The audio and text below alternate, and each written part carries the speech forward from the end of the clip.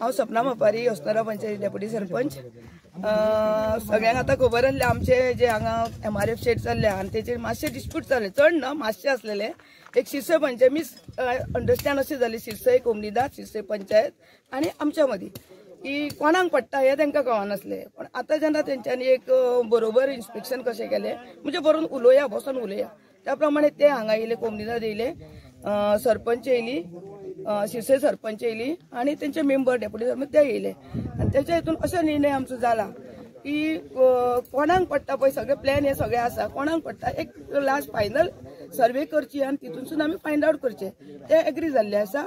आनी आमी तांकां उतर दिला की तुमी सर्वे करा आनी फायनल हेरून मागीर तुमी आमकां सांगा कोणाच्या हितून पडटा ते मागीर पळोवया आमी।